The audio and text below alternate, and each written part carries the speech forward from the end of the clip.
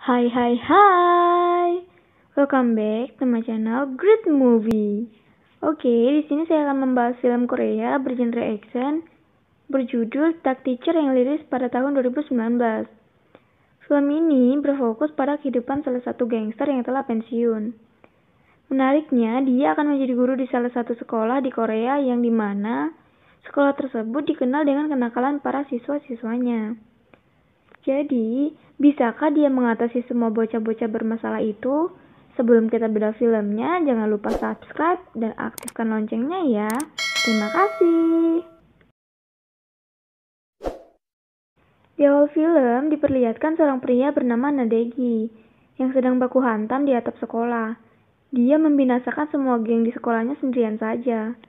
Dan film pun dimulai. Kemudian kita akan diperlihatkan bahwa Degi sedang mencari sebuah kos-kosan untuk ia tinggali. Di mana kos-kosan yang dia kunjungi mempunyai riwayat-riwayat yang cukup mengerikan. Karena sering terjadi bunuh diri di sana. Degi yang mengetahui hal itu cukup terkejut, namun dia terpaksa harus tinggal di sana. Kemudian memperlihatkan bahwa ada seseorang yang telah dikeroyok oleh para siswa-siswa. Scene berpindah di mana salah satu sekolah sedang ada rapat yang membahas tentang berhentinya salah satu guru olahraga di sana. Diketahui bahwa guru tersebut berhenti karena tidak sanggup dengan perilaku para siswa-siswanya. Dan ternyata orang yang dikeroyok tadi adalah guru olahraga tersebut. Pak kepala sekolah cukup marah dengan sekolah itu karena siswanya tidak bisa diatur. Dan dia juga pesimis, tidak akan ada yang mau menggantikan guru olahraga yang sudah keluar tersebut. Namun, salah satu guru meyakinkan kepada kepala sekolah bahwa dia akan mendapatkan guru pengganti secepatnya.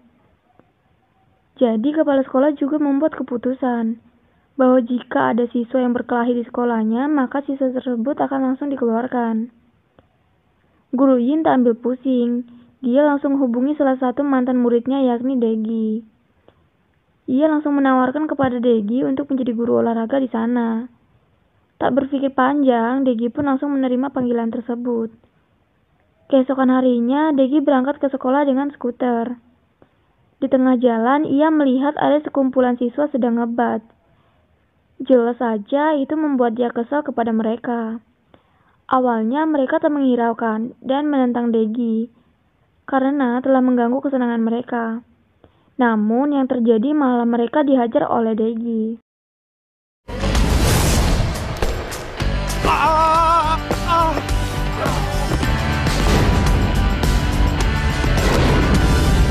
Dari kejadian itulah yang membuat para siswa tersebut ketakutan kepada Degi. Degi di ruang guru disambut dengan baik oleh para guru lainnya. Namun mereka juga mengingatkan kepada Degi bahwa kelas yang ia pegang adalah kelas yang bikin guru tidak kuat. Kemudian Degi diantarkan oleh guru Ho ke kelasnya. Dan benar saja kelas tersebut sangat berisik dan terkenal dengan kenakalannya. Para murid mengabaikan gurunya. Bahkan ketika Degi datang, ia tak dihiraukan sama sekali. Karena dikacangin, akhirnya dia pun marah dan membanting buku LKS ke mejanya. Sehingga membuat siswanya terdiam. Dan ternyata siswa yang ngebat tadi merupakan siswa yang ada di kelasnya Degi. Mereka pun memasang wajah ketakutan. Ketika Degi memperkenalkan dirinya, ia ditertawakan oleh semua murid. Karena namanya mempunyai arti yang aneh dan lucu. Namun itu tak membuat Degi malu. Setelah selesai pelajaran, di kelasnya salah satu murid bernama Ji-Yun sedang membicarakan cara agar dia bisa mendapatkan uang yang banyak. Jadi dia adalah tipe orang yang mata duitan. Apa saja akan dia lakukan asalkan mendapatkan uang. Mendengar hal itu, dua murid yang sudah dihajar oleh Degi tadi, kita panggil saja namanya Budi dan Bambang. Mereka menawarkan pekerjaan kepada Ji-Yun untuk bisa mendapatkan uang yang banyak. Tanpa berpikir panjang, dia pun mengiyakan ajakan tersebut. Di malam harinya, ketika Degi ingin pulang sekolah, tiba-tiba Ji-Yun sengaja menabrakkan dirinya dan terjatuh di depan Degi. Yang mana sebenarnya Ji-Yun terjatuh sebelum ditabrak oleh Degi. Dan ketika Degi ingin menolong Ji-Yun, tiba-tiba si Budi dan si Bambang muncul sambil merekam Degi dan Ji-Yun. Ternyata ini semua merupakan rencana dari mereka bertiga. Dengan seakan-akan membuat Degi telah melakukan tindakan kekerasan dan pelecehan kepada muridnya sendiri. Tetapi tiba-tiba datanglah murid bernama kita panggil saja Joko. Yang melihat hal itu kemudian mengambil HP-nya dan menghapus video tersebut. Budi dan Bambang hanya bisa pasrah tanpa adanya perlawanan. Dengan apa yang telah dilakukan oleh Joko, seakan-akan mereka berdua takut kepada Joko. Dan akhirnya Budi dan Bambang dan Jiyun pun pergi. Degi yang melihatnya menganggap bahwa Joko adalah bos dari mereka semua. Keesokan harinya terlihat bahwa Joko yang sedang asik jalan berdua dengan gadis kelasnya yang ia sukai, yakni Erin. Erin menceritakan sesuatu rahasia kepada Joko, dan rahasia itu akan Erin sombongkan kepada teman-teman di kelasnya nanti. Dari belakang, Budi, Bambang, dan bosnya yakni Samsul sedang membicarakan tentang Joko, bahwa mereka tidak terima kalau Joko dianggap sebagai bos mereka. Di lain sisi, Degi di ruang guru menanyakan kepada para guru tentang Joko. Apakah dia adalah bos dari sekolah tersebut? Dari sinilah kita tahu bahwa Joko merupakan seorang bos sejak SMP. Namun semua itu telah ia tinggalkan hanya demi seorang gadis yang ia sukai, yakni Erin. Di kelasnya, Erin menyombongkan ke teman-temannya bahwa dirinya telah mendapatkan kontrak dengan salah satu artis penyanyi. Namun tiba-tiba geng dari Samsul tidak terima dan mengejek Erin. Jelas aja itu membuat Erin kesal. Awalnya Joko yang melihatnya hanya terdiam dan menahan emosinya. Namun ketika si Bambang menampar Erin sampai terjatuh, Joko pun tak terima dan mengajar habis-habisan si Bambang. Degi yang mengetahui hal tersebut langsung bergegas untuk memisahkan mereka berdua. Ya, jelas saja dari kejadian itu membuat Joko akan dikeluarkan oleh kepala sekolah, sesuai dengan peraturan baru yang ia bilang sebelumnya. Tetapi Degi memohon kepada kepala sekolah untuk tidak mengeluarkannya, bahkan Degi sampai berlutut di depan kepala sekolah untuk mempertahankan Joko. Karena tak tahan, akhirnya kepala sekolah memberikan kesempatan terakhir kepada Joko. Sepulang sekolah, Guru Ho pulang bersama dengan Degi. Di sini juga terlihat Guru Ho sudah mulai naksir terhadap Degi. Tiba-tiba di tengah perjalanan mereka melihat salah satu muridnya yakni Jiyun sedang dimarahi dan akan dipukul oleh bosnya. Namun dengan sigap Degi menahannya dan memberikan sedikit pijatan dan urut ke pemilik toko tersebut. Guru Ho pun terpesona kepada Degi ketika memberikan pelajaran kepada pemilik toko itu. Kemudian Shin memperlihatkan pimpinan geng sedang menemui para berandalan yang ada di sekolah Degi. Ternyata di sekolah tersebut ada seorang yang menguasai para anggota berandalan tersebut. Dan anggota berandalannya berada di kelasnya Degi, yakni geng si Samsul dan geng si Jamal. Pemimpin tersebut menanyakan tentang siapa yang menjadi bos di antara mereka. Dan ternyata Samsul dan Jamal sama-sama mengakui bahwa dirinya adalah seorang bos.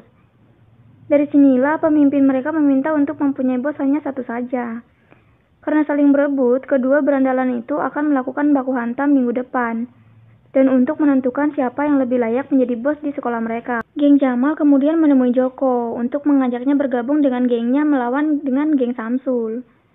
Karena mereka yakin dengan bergabungnya Joko, maka geng mereka akan menang. Namun sayangnya Joko menolak tawaran tersebut karena dirinya sudah tak ingin berkelahi lagi. Sedangkan Degi yang sedang makan tiba-tiba mendapatkan telepon dari teman lamanya sewaktu SMA dulu. Yang pernah ia tolong ketika temannya tersebut itu sedang disandra oleh para geng SMA. Degi menyelamatkannya dan membantai mereka semua sendirian saja.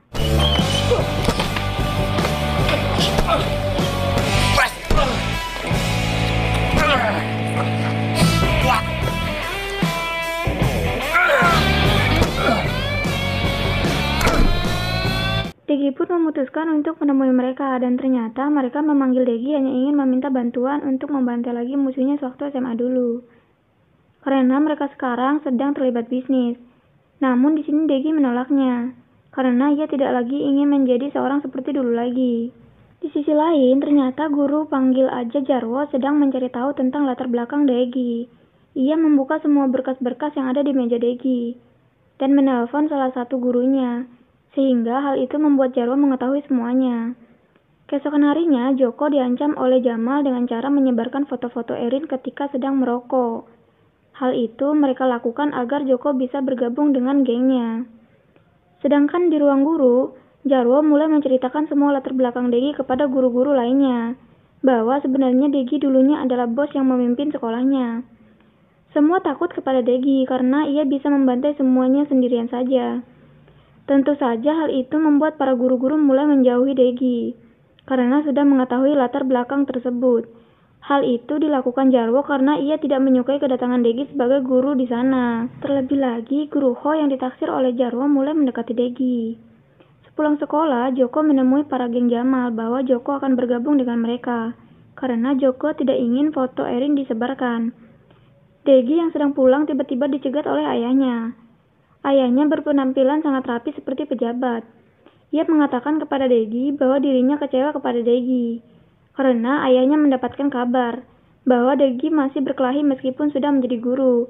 Tentu saja hal itu Degi bantah karena semua itu hanyalah salah paham. Keesokan harinya, tibalah di mana para berandalan tersebut akan melakukan perkelahian. Para guru yang mengetahui hal itu juga bergegas memergoki mereka semua. Kedua geng itu pun bertemu antara geng si Jamal dengan geng si Samsul. Yang jelas, membuat geng Samsul kaget karena Joko telah bergabung dengan geng Jamal. Dan akhirnya mereka pun baku hantam.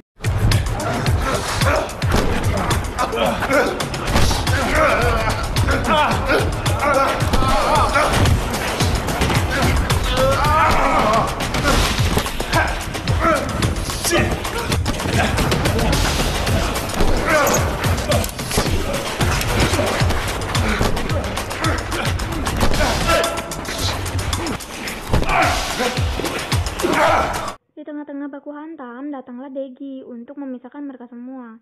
Namun yang terjadi, mereka semua membantah dan mengeroyok Degi. Awalnya Degi bisa mengatasi mereka semua. Namun karena serangan bertubi-tubi, akhirnya Degi pun terkena pukulan. Dan tanpa disangka, tiba-tiba Joko pun membantu Degi. Dan akhirnya mereka berdualah yang harus melawan mereka semua. Sedangkan guru-guru yang baru saja datang ternyata hanya melihat bahwa Degi sudah berhasil membuat para siswa tersebut berdamai. Heran gimana caranya tiba-tiba damai aja gitu ya? Kocak. Keesokan harinya Degi dikeluarkan dari sekolah tersebut. Karena kepala sekolah menganggap bahwa perkelahian para siswa adalah ulah dari Degi. Para siswa yang sudah bersatu dan berdamai tak merelakan kepergian Degi dari sekolah tersebut. Di akhir video, ayah Degi menemuinya dan mengatakan bahwa ayahnya telah bangga kepada Degi, bahwa dirinya telah berhasil membuat para siswa berdamai. Dari sinilah ayahnya memberikan tanah kepada Degi untuk dikelola oleh Degi. Dan film pun selesai.